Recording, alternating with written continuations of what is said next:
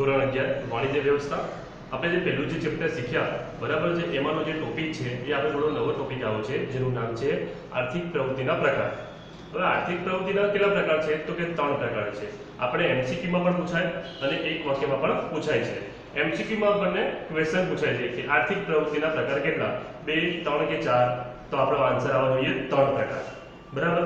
હવે આપણને એક વાક્યમાં પ્રશ્ન પૂછે કે આર્થિક પ્રવૃત્તિના કેટલા પ્રકાર છે કયા કયા તો જવાબ છે આર્થિક પ્રવૃત્તિના 3 પ્રકાર છે। પહેલો ધંધો, બીજો વ્યવસાય અને ત્રીજો રોજગાર બરાબર। હવે આપણે ધંધો અને વ્યવસાય છે એની જે વ્યાખ્યા પહેલા જોવી પડશે। ધંધાની વ્યાખ્યા અને પછી તેનો અર્થ। તો ધંધો શું છે તો ધંધાને આપણે શું કહીએ ઇંગ્લિશમાં બિઝનેસમેન કહીએ એટલે બિઝનેસ કહીએ છીએ બરાબર। હવે એનો સાદો જે અર્થ છે બીઝી એના ઉપરથી ઉતરી આવેલો શબ્દ છે અને આનો જે સામાન્ય અર્થ થાય વ્યસ્ત રહેવું। શું થાય વ્યસ્ત રહેવું। હવે એની વ્યાખ્યા જોઈએ। નફો તથા સંપત્તિ મેળવવા, નફો તથા સંપત્તિ મેળવવાના હેતુથી શું કરવામાં આવે છે તો કે ધંધાકીય પ્રવૃત્તિ કરવામાં આવે છે। જો જે બી ધંધોકીય પ્રવૃત્તિ હોય ને એમાં નફો શબ્દ રહેલો હોય છે બરાબર। તો નફો શબ્દ રહેલો હોય એટલે સમજી લો કે આપણે ધંધાકીય પ્રવૃત્તિ કરીએ છીએ। એની વ્યાખ્યા જોઈએ। નફાના હેતુથી કરવામાં આવતી કોઈ પણ કાયદેસરની પ્રવૃત્તિ। જો મેં ખાસ અંડરલાઈન કરેલી છે કાયદેસરની પ્રવૃત્તિ।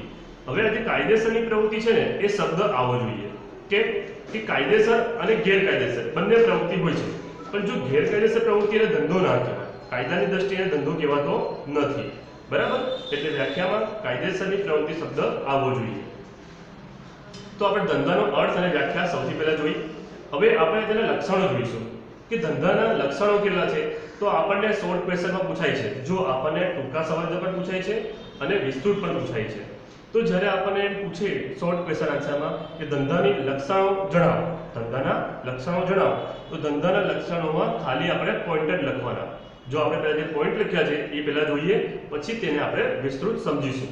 પહેલો મુદ્દો નફાનો હેતુ બરાબર। બીજો નંબર છે વસ્તુ અને સેવાનો વિનિમય। પહેલો નંબર છે નફાનો હેતુ, બીજો છે વસ્તુ અને સેવાનો વિનિમય, ત્રીજો નંબર છે જોખમ અને અનિશ્ચિતતા, ચોથો નંબર છે દૃષ્ટિકોણનું સર્જન, પાંચમો નંબર છે પ્રવૃત્તિનું સાતત્ય, છઠ્ઠો નંબર છે નાણાંની જરૂરિયાત અને સાતમો નંબર છે આર્થિક પ્રવૃત્તિ। તો આપણા જે 7 મુદ્દા છે એ આપણે શોર્ટ ક્વેશ્ચન આન્સરમાં લખી શકીએ। ફરી તમને એક વાર કહું છું જ્યારે આપણને શોર્ટ ક્વેશ્ચન પૂછાય કે ધંધાના લક્ષણો જણાવો તો આપણે 7 મુદ્દા લખવાના। હવે તમને થશે કે સર આપણે 6 લખીએ તો ચાલે પણ આપણે કરવાના 7 બરાબર। પણ હવે જ્યારે આપણને વિસ્તૃત પ્રશ્ન પૂછાય 5 માર્કમાં પૂછાય કે ધંધાના વ્યાખ્યા તથા તેના લક્ષણો જણાવો તો આપણે શું કરવાનું જો તમને એક સરસ રીત બતાવું છું જેથી કરીને આપણને શિક્ષક 5 માંથી 5 ગુણ આપી શકે। તો સૌથી પહેલા પ્રસ્તાવના લખવાની, પછી તેની વ્યાખ્યા લખી નાખવાની, તેનો અર્થ લખી નાખવાનો અને તેના લક્ષણો લખી નાખવાના અને લક્ષણો લખાઈ જાય ત્યારબાદ આપણે એ જ લક્ષણને ફરી રિપીટ કરવાના અને તેને સમજાવવાના। તો હું તમને લક્ષણો સમજાવું છું। પહેલો નંબર છે નફાનો હેતુ। હવે જુઓ જે બી કોઈ ધંધો હોય કે જે નફાના હેતુથી કરવામાં આવે એટલે પ્રવૃત્તિ શું કહીએ ધંધો થઈ જાય છે। એ કોઈ બી જો આપણે નફાના હેતુ વગર કરીએ તો તેને શું કહીએ સેવા કહીએ છીએ બરાબર। તો સેવામાં નફાનો હેતુ હોતો નથી। હવે જે મ્યુનિસિપાલિટી જે સંસ્થા હોય, મ્યુનિસિપાલિટી હોય કે જે સેવાકીય સંસ્થા હોય એ લોકો શું કરે છે એ લોકો સેવા આપે છે। તમને લાગશે કે એ લોકો સામે બદલામાં ફી તો લે છે પણ એ ફીમાં નફાનો કોઈ હેતુ હોતો નથી બસ વ્યાજબી ભાવે આપે છે કાં તો પછી મફત સેવા આપે છે બરાબર છે। પણ જ્યારે જો કંપની હોય, એકમ હોય, વ્યવસાયિક કંપની હોય તો એ શું કરે છે એ લોકો નફાનો હેતુ હોય છે એ લોકોમાં બરાબર। એટલે એના નફાના હેતુથી માપ દંડવામાં આવે છે। બીજો નંબર છે વસ્તુ અને સેવાનો વિનિમય। શું છે વસ્તુ અને સેવાનો વિનિમય। હવે વસ્તુ અને સેવાનો વિનિમય એટલે સમજી લો ખરીદ વેચાણની પ્રવૃત્તિ। શું કહેવાય ખરીદ વેચાણની પ્રવૃત્તિ। હવે આપણે કોઈ વસ્તુ હોય આપણે ખરીદી હોય, સપોઝ કે આપણે ગાડી ખરીદવી છે કે ભાઈ 2 વ્હીલર કે 4 વ્હીલર ખરીદવું છે તો સામે આપણે શું આપીએ છીએ તેના બદલામાં તેમને નાણાં આપીએ છીએ। શું આપીએ છીએ નાણાં આપીએ છીએ। તો એક વસ્તુના બદલામાં આપણે તેની નાણાંની ચૂકવણી કરી। હવે બીજું વસ્તુ હવે આપણે સેવા ખરીદવી છે તો સેવા કયા પ્રકારની છે જેમ કે આપણે ઇલેક્ટ્રોનિક આપણે વસ્તુ લે છે બરાબર। હવે ઇલેક્ટ્રિકની જે સેવા આપણને આપે છે, શિક્ષણની સેવા આપે છે, મેડિકલ સેવા આપે છે, આ બધી સેવા કહેવાય। તો એ સેવા છે એમાં પણ ઘણીવાર શું કરવું પડે છે, પેમેન્ટ આપવું પડે છે. ડોક્ટરને ત્યાં જઈએ તો આપણે ડોક્ટરને ફી આપીએ છીએ ને, વકીલ રોકીએ તો વકીલને ફી આપવી પડે છે, શિક્ષક હોય તો શિક્ષકને ફી આપવી પડે છે. તો વિનિમય થયો કહેવાય. શું કહેવાય? વિનિમય કહેવાય. બરાબર. હવે આપણે ત્રીજો નંબર છે જોખમ અને અનિશ્ચિતતા. શું છે? જોખમ અને અનિશ્ચિતતા. તો દરેક ધંધામાં જોખમ રહેલું હોય છે. મેં તમને જે તફાવત સમજાવેલો એમાં પણ મેં તમને કહ્યું હતું કે જોખમ વગર કોઈ ધંધો હોતો નથી. કોઈ પણ ધંધો હોય તેમાં જોખમ રહેલું હોય. હવે કયા પ્રકારનું જોખમ હોય? તો બે પ્રકારના હોય. એક કુદરતી જોખમ હોય અને બીજું માનવ સર્જિત જોખમ હોય. હવે કુદરતી જોખમ તમને ખ્યાલ જ હશે. કુદરતી જોખમ કોને કહેવાય? ધરતીકંપ છે, પૂર છે, આગ છે. ઘણીવાર કુદરતી આગ લાગતી હોય એ શું કહેવાય? કુદરતી જોખમ કહેવાય છે. હવે આવે છે માનવ સર્જિત જોખમ. તો માનવ સર્જિત જોખમ કોને કહેવાય? ચોરી, લૂંટફાટ, પછી કોઈ ધંધામાંથી અકસ્માત રીતે આગ લાગી જાય. બરાબર. તો આ બધું શું કહેવાય? માનવ સર્જિત કહેવાય. ટેકનોલોજીમાં ખામી થઈ જાય તો ઘણીવાર શું થઈ જાય છે? બધા આપણા ડેટા ચોરાઈ જાય, ડેટા ઉડી જાય છે, કોઈ હેક કરી લે છે. આ બધી માનવ સર્જિત ખામી છે. બરાબર.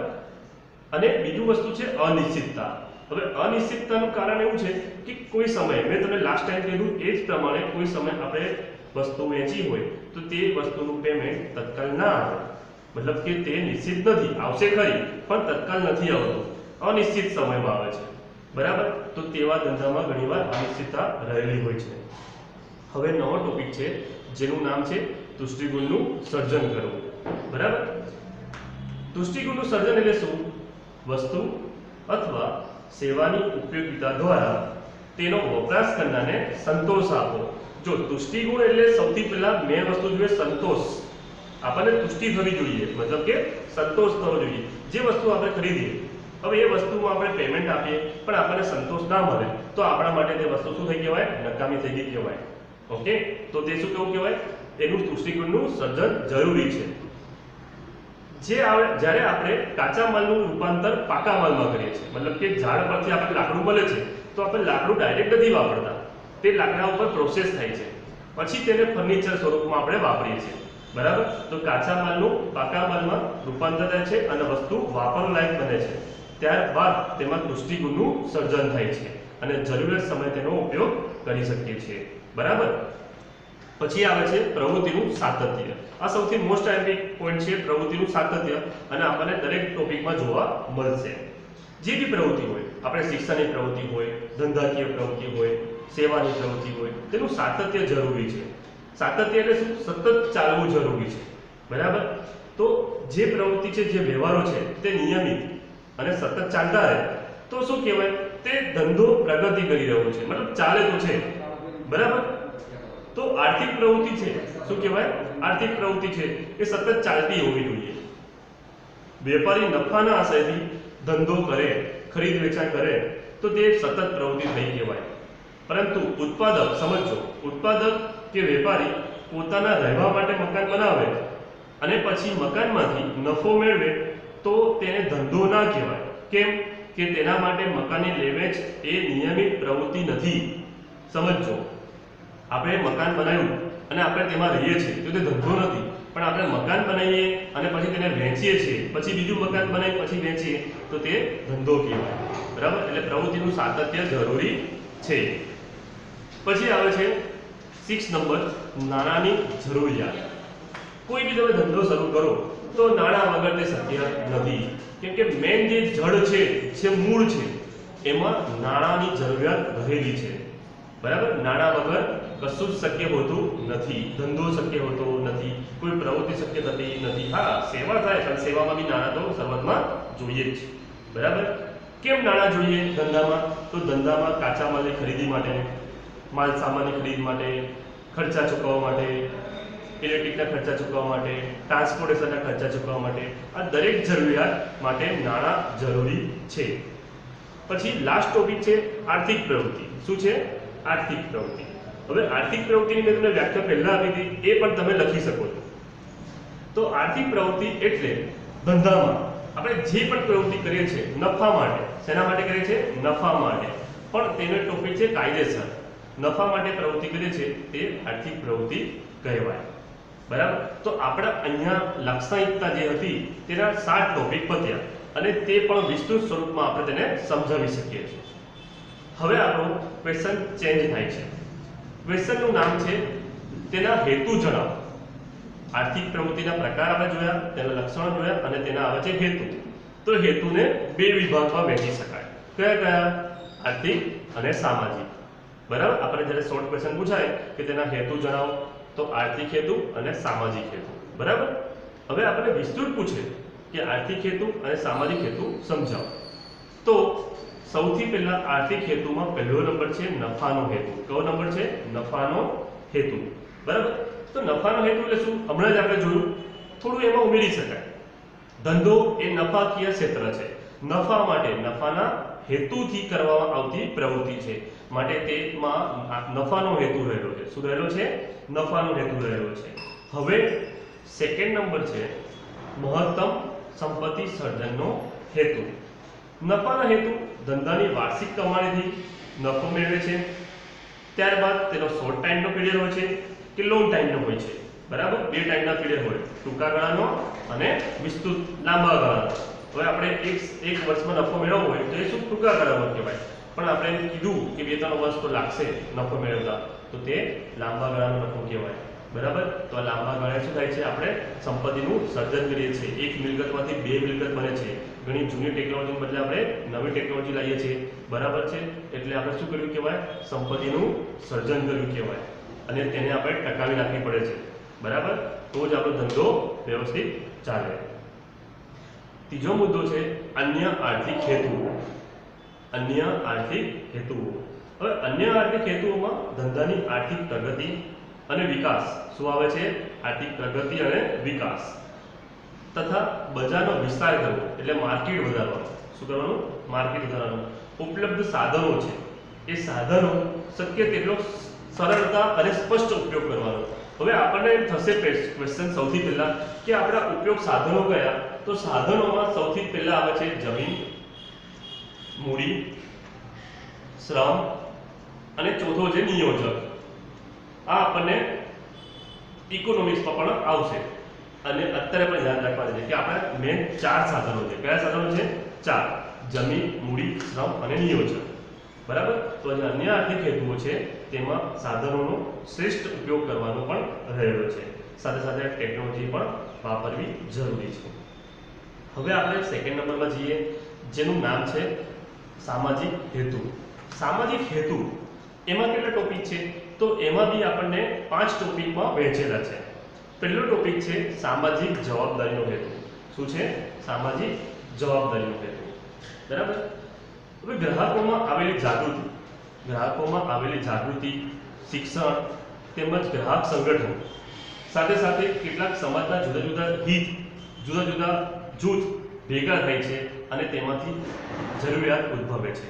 બરાબર. સમાજના જુદા જુદા હેતુ વર્ગો, એમાં માલિક પણ વર્ગ હોય, કર્મચારીનો વર્ગ હોય, મજૂર વર્ગ હોય, આ દરેકે દરેક વર્ગ રહેલા છે. તો દરેકની એક સામાજિક જવાબદારી હોય છે. શું હોય છે? સામાજિક જવાબદારી, જે પોતે વ્યવસ્થિત રીતે સૌથી જવાબદારી પૂરી કરે છે. હવે જે આપણે એકાઉન્ટમાં જે ટોપિક આવે છે એવા ટોપિક આપણે આમાં પણ આવશે. હવે તમને એકાઉન્ટમાં એક શબ્દ આવશે લેણદાર, બીજો આવશે દેવાદાર. બરાબર. તો આમાં પણ આપણે લેણદાર અને દેવાદારને સમજવા પડશે કે લેણદાર કોને કહેવાય અને દેવાદાર કોને કહેવાય. સાથે સાથે ગ્રાહકો કોને કહેવાય, વેપારી કોને કહેવાય. આ બધા જ એકમ જે ધંધાકીય એકમ જોડે જોડાયેલા હોય છે, તે તેનાથી વિભાજિત કરી શકાતા નથી. સિક્કાની બે બાજુની જેમ આપણે એક જવાબદારી અને બીજું શું છે? હેતુ. જવાબદારી રહેલી છે અને સાથે સાથે બીજું આપણને શું આપવું પડે છે? સામે એમનું જરૂરિયાત પૂરી પાડવી પડે છે. બરાબર. હવે આપણે ટોપિક નંબર 2 જોઈએ, જેનું નામ છે રોજગારીની તક પૂરી પાડવી. શું કરવાની? રોજગારીની તક પૂરી પાડવાનો હેતુ. હવે આપણે એમ થશે કે રોજગારીની તક કેમ પૂરી પાડવી? તો દિવસે દિવસે જોઈએ તો કોમ્પિટિશન વધતી જાય છે, સાથે સાથે બેરોજગારીનું પ્રમાણ વધતું જાય છે. હવે આ બધી પ્રવૃત્તિઓના કારણે ઘણા લોકો બેરોજગાર બને છે. તો આ બેરોજગાર ના બને એના માટે શું કરવું પડે? રોજગારીની તક પૂરી પાડવી પડે. કઈ રીતે પૂરી પાડીશું? તો આપણે ગ્રામ પંચાયત હોય, જિલ્લા પંચાયત હોય, સરકાર હોય, રાજ્ય સરકાર કે પછી કેન્દ્ર સરકાર, આ દરેક પોતપોતાના લેવલે કામ કરે છે. બરાબર. અને બેરોજગારને યોગ્ય રોજગારી મળે તે પ્રમાણનું વેતન પ્રમાણે તેમને કામ આપે છે. પછી તે પછાત વિસ્તાર હોય કે પછી શહેરી વિકાસ વિસ્તાર હોય, બરાબર, તો તેમને કામ આપવામાં આવે છે. ત્રીજો નંબર છે ગુણવત્તાવાળી વસ્તુઓ પૂરી પાડવાનો હેતુ. હવે સમાજમાં લોકો શું છે, જાગૃત થઈ ગયા છે. એટલે સમાજમાં સૌથી પહેલા મેઇન વસ્તુ છે ગુણવત્તા. જો આપણે જ્યારે પૂરા નાણાં આપીએ કે પૂરી કિંમત ચૂકવીએ પણ તે સમયે આપણને વ્યાજબી વસ્તુ ગુણવત્તાવાળી ના મળે તો આપણને સંતોષ થતો નથી. અને ગ્રાહક એ ભગવાનનું સ્વરૂપ છે. જો ગ્રાહકને સંતોષ ના થાય તો તે સેકન્ડ ટાઈમ એટલે જે બીજી વાર છે તે વસ્તુ ખરીદતો નથી. માટે તેને ગુણવત્તાવાળી વસ્તુ પૂરી પાડવી જરૂરી છે, કોઈ પણ વસ્તુ હોય. કેમ? હવે બીજો ટોપિક એમાં ખાસ જોવાનું કે ગુણવત્તા તો જરૂરી છે, સાથે સાથે વેચાણ પછીની સેવા પણ જરૂરી છે. વેચાણ પછી એટલે આપણે શું કહીએ છીએ એને ગેરંટી વોરંટી કહીએ છીએ. શું કહીએ છીએ? ગેરંટી અને વોરંટી કહી શકીએ છીએ, બરાબર છે. તો જ આપણે કહી શકીએ કે ગ્રાહક સંતોષ થયો છે. પછી છે વ્યાજબી વેપારી રીત રસમ. મોસ્ટ ટોપિક આઈએમપી છે વ્યાજબી વેપારી રીત રસમ. હવે વ્યાજબી વેપારી રીત રસમ અનુસરવું એ કઈ રીતે કરીશું આપણે? તો વસ્તુના કાળા બજાર, વસ્તુનો સંગ્રહ કરવો, ગેરમાર્ગે દોરતી જાહેરાત કરવી, આ બધું અયોગ્ય છે. આ બધું અયોગ્ય છે. તો આપણે વ્યાજબી વેપારી રીત રસમ અનુસરવાની છે. તો તેમાં ખોટા બ્લેક માર્કેટ પણ નહીં થાય, ખોટી જાહેરાત પણ નહીં થાય અને ગેરમાર્ગે પણ દોરવામાં નહીં આવે. ઘણીવાર ગ્રાહકોને છેતરવાની રીત રસમ વાપરતા હોય છે, પણ જે વ્યવસ્થિત વ્યાજબી વેપારી રીત રસમ છે તેમાં આ વસ્તુનો સમાવેશ થતો નથી અને ગ્રાહકને સંતોષ આપવામાં આવે છે, બરાબર છે. એટલે ગ્રાહક ગેરમાર્ગે દોરાતો નથી. છેલ્લો અને લાસ્ટ ટોપિક છે અન્ય હેતુઓ. હવે અન્ય હેતુમાં સામાજિક હેતુ જોવા જઈએ તો કયા કયા આવે છે? તો જો વ્યક્તિ સમાજમાં જન્મે અને સમાજમાં મૃત્યુ પામે એટલે તેને સમાજ પ્રત્યે શું રહેવું પડે? વફાદાર રહેવું પડે, બરાબર. એટલે સમાજમાં તેની ઓળખ પ્રાપ્ત કરવી પડે છે, એટલે એની પ્રતિષ્ઠા પ્રાપ્ત થાય છે. શું થાય છે? પ્રતિષ્ઠા. હવે આપણે ટેકનોલોજીની વાત કરીએ તો નવા નવા સંશોધનો કરવા પડે છે. સાથે સાથે દેશની વાત કરીએ તો રાષ્ટ્રનો આર્થિક વિકાસ વધારવાનો પ્રયત્ન થાય છે. તે વિકાસ વધારવાની યોજનાઓ કરવી પડે છે, એનો અમલમાં મૂકવી પડે છે. ઘણીવાર શું કરવી પડે? સરકાર દેશને વિકાસ માટે નવી નવી યોજનાઓ લાવે છે, નવી નવી રીત લાવે છે. કર્મચારીઓને વિવિધ રીતે ઉત્તેજન આપવામાં આવે છે, બરાબર. એ વિવિધ રીતે ઉત્તેજન આપે જેથી કરીને તે કામ પૂરું પડે. હવે તમને થશે કયા રીતે ઉત્તેજન આપવામાં આવે? તો પગાર તો આપે જ, બરાબર છે. તો પગાર સાથે બોનસ આપે. શું આપે? બોનસ આપે.